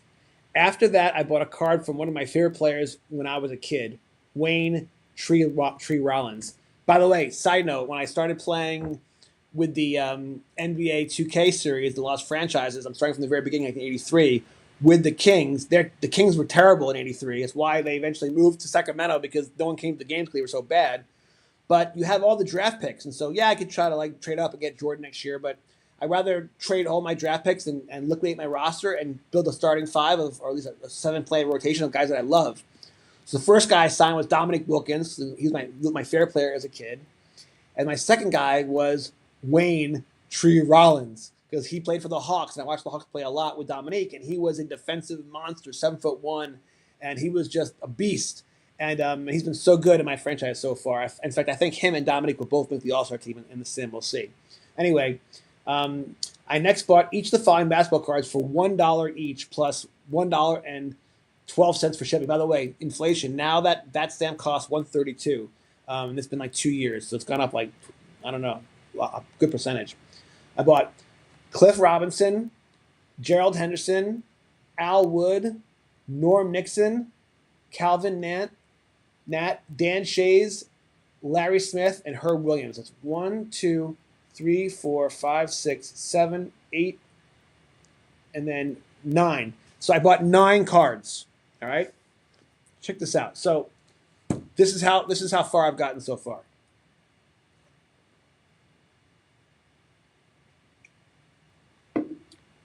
I put them in order. Okay. There's a reason why I'm getting to. It's storytelling, man. You got to build it. You got to build it slow. You got to build it up. You got to really. So I started with 9. There's 200. So here's where I am so far.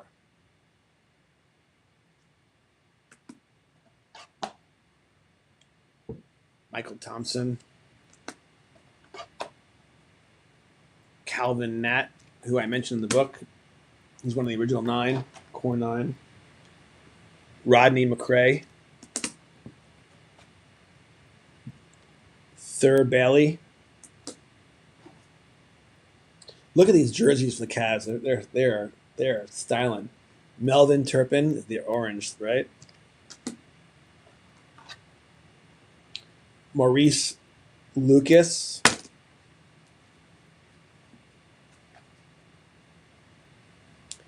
Dan Roundfield. Look at those Washington. Sorry, I forget if they're the Baltimore Bullets or the Washington Bullets in '86, but those jerseys are sweet. Purvis Short. Herb Williams.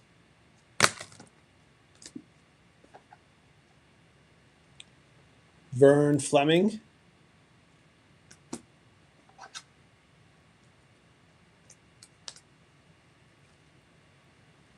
Sedale Threet.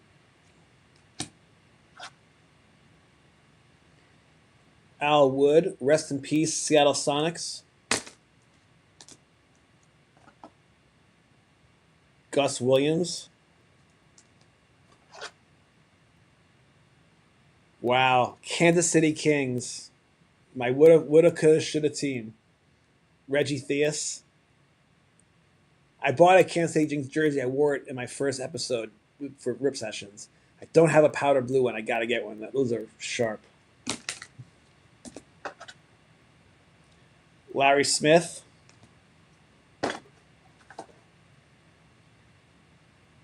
Phil Hubbard. Thurr Bailey. Wait, did I get a Thurr Bailey already?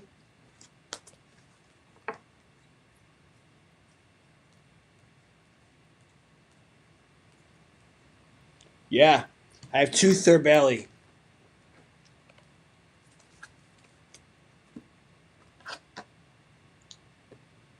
And I have 2 Phil Hubbard.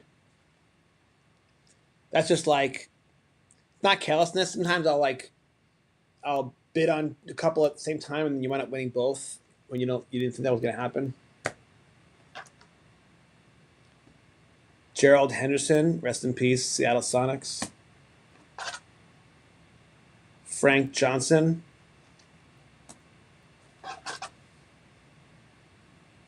Albert King, and shout out to those New Jersey Net uniforms. Those were sick. I think that's kind of a shout out to the former ABA team, the New Jersey Americans, I believe. Norm Nixon with the Clippers, formerly the San Diego Clippers before they moved. Dan Shays, I love that yellow knee pad there on his right knee. All right, now we're starting to increase in the star power. I got a Vinnie Johnson. Those really good Detroit Piston teams. Otis Birdsong.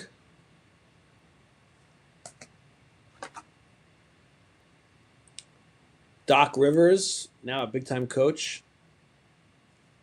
Actually, shout out to those Hawk jerseys, too. Those are pretty sweet. Mentioned in the book, my first card in my collection. So this is maybe my most special one.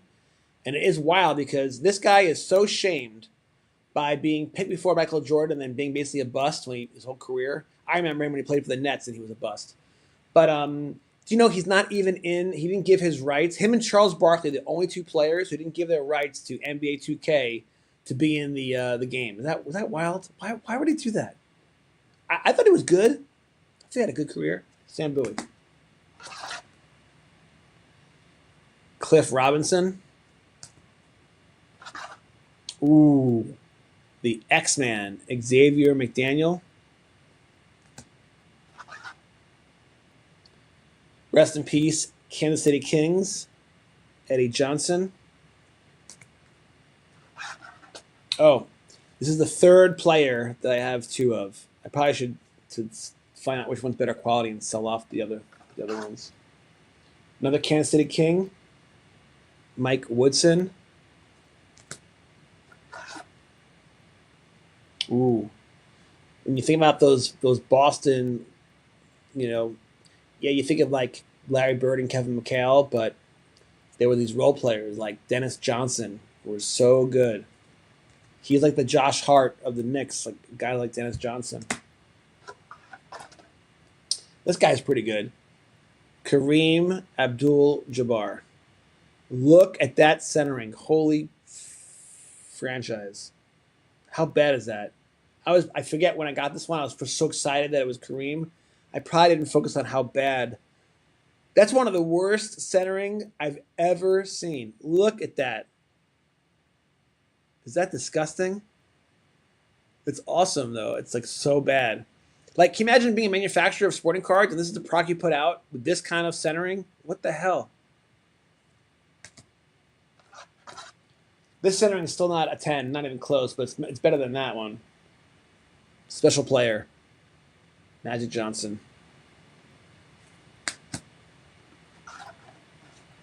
This centering is even better than that one, but still not a 10. But what a player this guy was. Isaiah Thomas.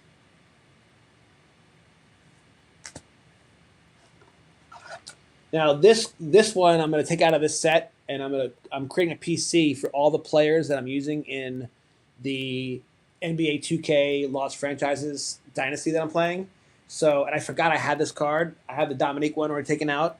So that one's separate. I'll get that in a minute. But this one now goes with that one. It's Wayne Tree Rollins. I forgot I had this one. The centering is actually pretty decent, but still not going to be a 10. But one of my favorite players growing up, Dr. J, Julius Irving. Always respected this guy. I felt like Larry Bird got all the credit, but no one hustled, in my opinion, more than Kevin McHale. He was terrific. This one's out of order. Last one, Buck Williams. He's not the best card. It's debatable. And by the way, one more, of course, we got to show you real quick.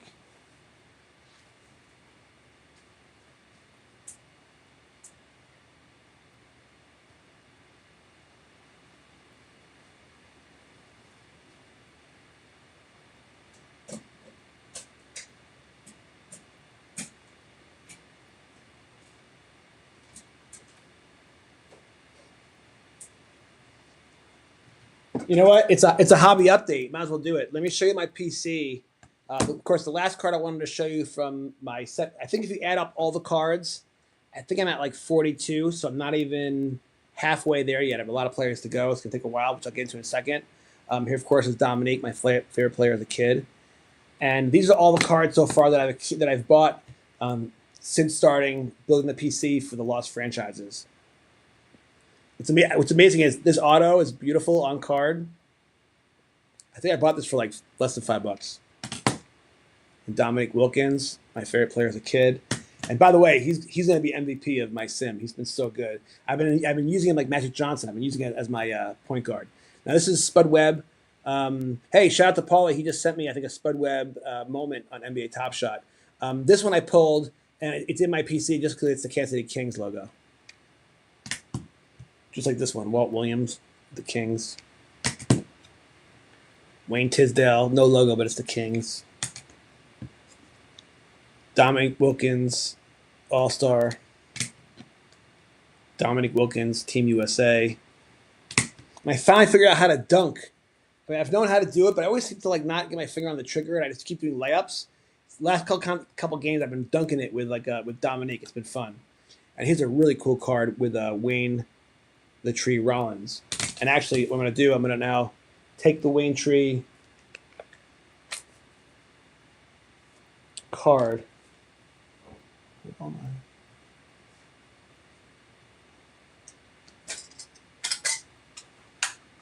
And I'm going to put it in glass and keep it with my my Lost Franchise PC. Yeah, I mean, this is an expensive set build, the 86 Flare, but the Lost Franchises, each of these cards has cost me like $1. So it doesn't have the hobby doesn't have to be expensive to enjoy it. You can enjoy this hobby in so many different ways, and sometimes even more gratifying when you're not. It's not about the expensive card, just about the cards that you love. Okay, which brings me to a very long intro. As I was finally walking through the place, and I was heading out, and in the last row, I found some guy with all this vintage, and he had a huge stack of 86 Flare. So I didn't want to go totally berserk because some of these cards were like over $100. So I kind of went like low key, and I thankfully didn't screw up and buy any duplicates that I've already had. But for $10, I bought Derek Smith today. For $10, I bought Sidney Moncrief. $10, I bought Dave Greenwood. Rest in peace, Seattle Supersonics. I bought $10, Jack Sigma. Oh, that's right. Hold on. Oh my God. $15, Craig Hodges, and I was willing to pay $5 extra because he's also on my Kansas City Kings team. He's my sixth man. This is going to go into glass too, and then Jim Paxton. So yeah, so now my set building has really come a long way, and in the chapter that I'm going to write about the update on the set build, I have a little surprise that will be coming up, and the hint is that it will involve the Card Life Chronicles podcast. So you will get to see everything that I do with writing that book and the cards and packs that I open, all that stuff. It'll all be done here with you live.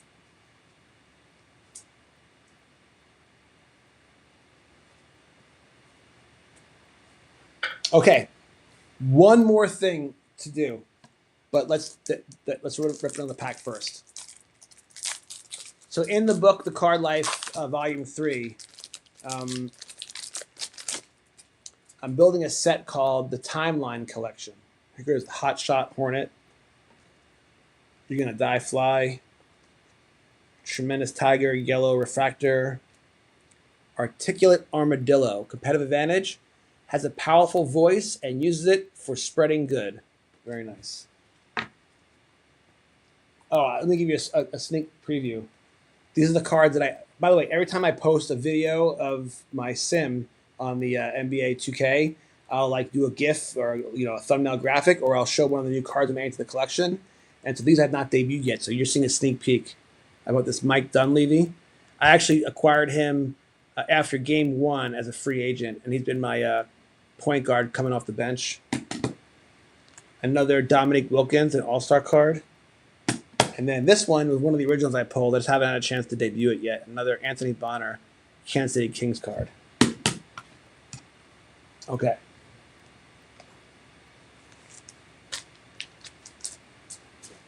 Okay, so the idea of the Timeline Collection was that if you've noticed, like I have, I mean, the card designs of modern wax, it's nothing special. And if you look at some of the designs that I've, like up here, like 1959 Topps or 53 Bowman, the designs are incredible, and the coloring and all that stuff. And so I actually have a vintage collection, and I've been adding to it, and I'm going to write about that in a chapter. But this particular thing is about capturing, showcasing one card from every year of Topps baseball, from the modern times all the way back to the very, very beginning. But to make it fun, I acquire packs from those years. Some of them are hard to get, so a lot of them are these they're repacks of rack packs. So it's the real cards, but they're repackaged, but still gonna be good enough. And the idea is that when I pull a 1963 pack, the best card that I like will be featured in the set. Where in my basement there's in all the windows around the room, I can display each card from every year, and I have packs for a lot of those years. And the best card from that pack I'll display, and then whenever I find a better card that's worth more, I like more, I'll then replace it and add it to the collection and take that one away. But there are a couple of years that I know that I don't have packs for, and I have to kind of fill those in eventually. It doesn't have to be done by the time the book is done, but I want to do it over time. And so anyway, I found a few of those cards today. I found this vintage guy who had all these different years of cards, and for me personally, I don't care about the player. I didn't want to spend a ton of money on these. I do care about the team. I love the obscure teams that are not around anymore. I have a fascination with that for some reason. I'm doing it with my Lost franchise stuff, but if you notice in my book series, the Republic Baseball League, all the teams, especially in Volume 1 and then eventually Volume 2, they're all the teams that are gone. It's the old independent teams. It's the old Federal League teams. And so, for example, here, this is a 1963 Topps card with the Houston Colt 45s. Can you see that team name? So I love this because this is it's part of American history. This is a team that doesn't exist anymore. That's exactly the kind of team that would eventually, would and should join the Republic Baseball League. If you read that book series that I wrote, that's what this is all about. These old teams kind of reincarnate and come back to life. So I just think this is a cool card, a cool design. It'll definitely be the first card to represent 1963 in my timeline collection. So this one's tongue-in-cheek. That was $3, by the way. This one's a $2 card. This is 1961 Topps. I think I might... No, I don't think I have any. I thought I did once, but I like this one because it's the Cleveland Indians. We now know that today it's called the Cleveland Guardians. So this is a piece of history, right? And so this is before our society was all woke. But anyway, yeah, so I think this is pretty sweet, and I wanted to capture that. $2, but it'll definitely go perfectly in my timeline collection.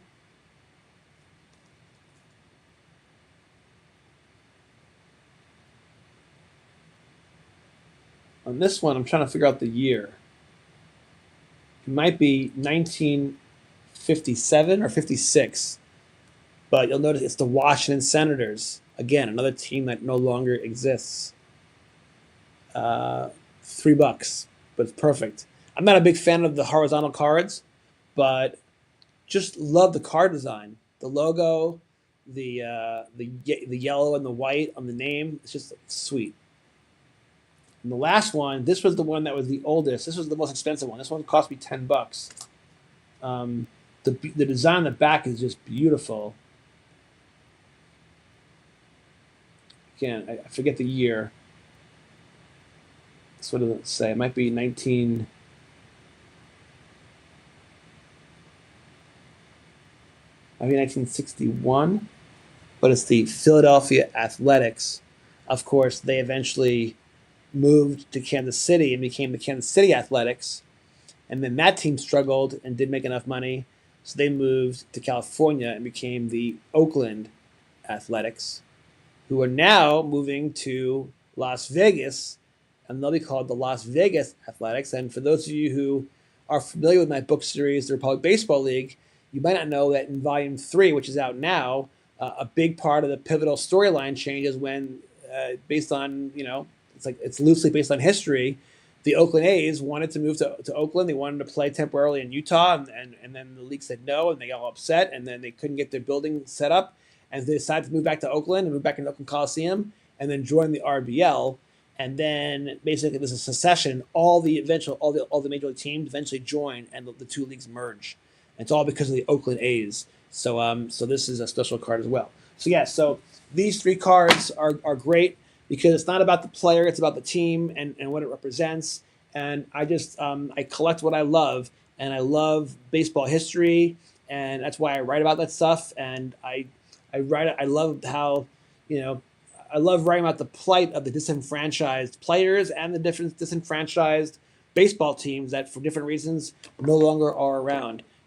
So that is, I think, a good time to wrap it up. We've been going; it'll be almost 2 hours. So let's end it with a couple of pack rips. Let's rip some junk wax basketball, and we'll wrap it up at 2 hours. So here we go. Let's start with a skybox. This one cost me $2. Money well spent.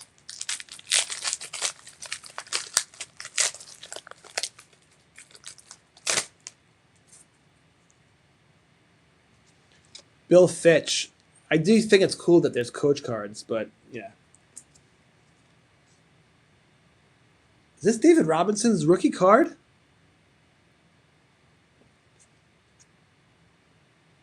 It might be. I'm not sure. Walter Davis. Paul Westhead. Charles Jones. I mean, look at this design. Look at the graphics on the ball itself. It's just so awesome. John Stockton, one of the greatest passers of all time. They even have team cards. The Bullets. I pulled a Knicks one. I gave it to Paulie as a gift in Vegas. Sam Vincent, the Orlando Magic. Speaking of the Knicks, we got Gerald Wilkins. Rodney McRae. James Edwards. Bill Cartwright. Greg Kite. Terry Porter. And Terry Teagle. My favorite card from that rip is the David Robinson card. All right, let's do one more.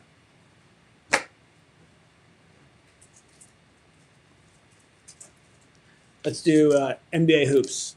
$4. Yeah, 990 people in the chat. Thank you so much, everyone, for joining me tonight. I appreciate each and every one of you. Ooh, right off the bat. Whoa, okay, synchronicity.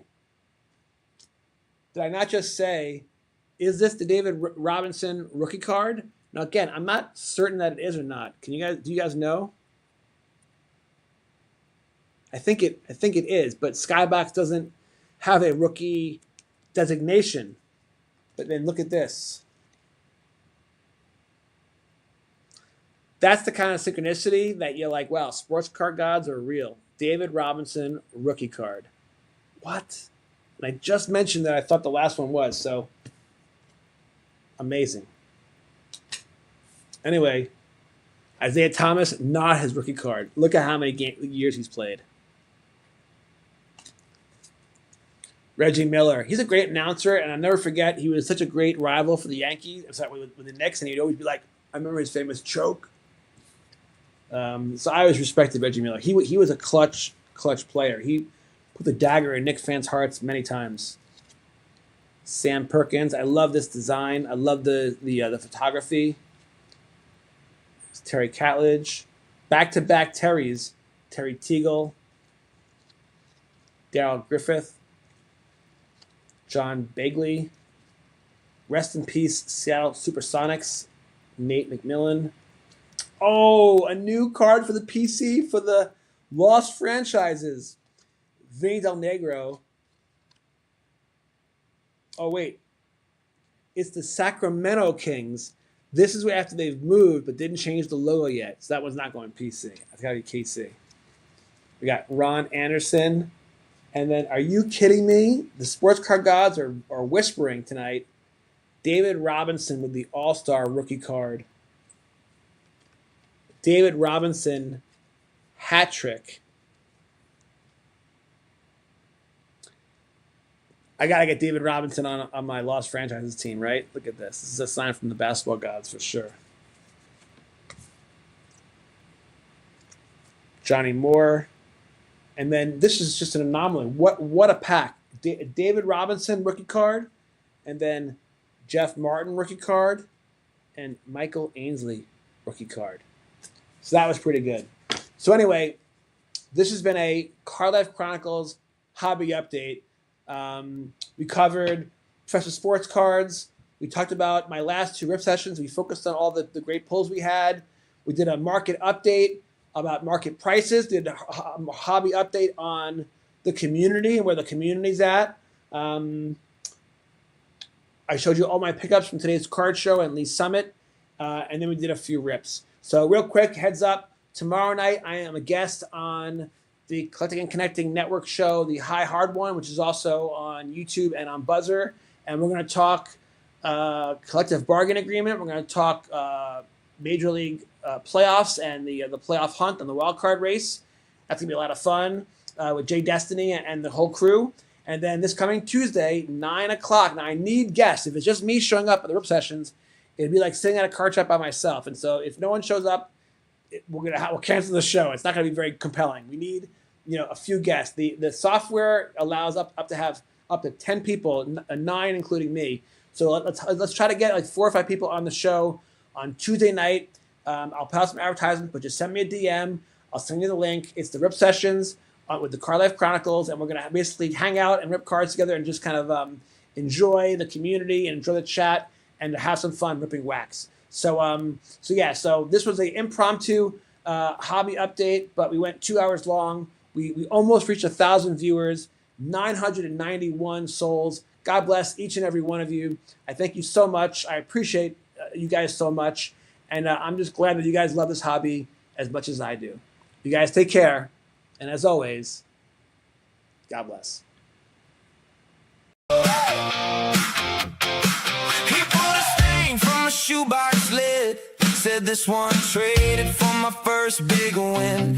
Jonathan Fink on the line tonight with a pack in hand and a story that bites. Old paper, new spark, name on the card. From basement deals to a full-on star. Collected and connected, collected and connected, trading the truth.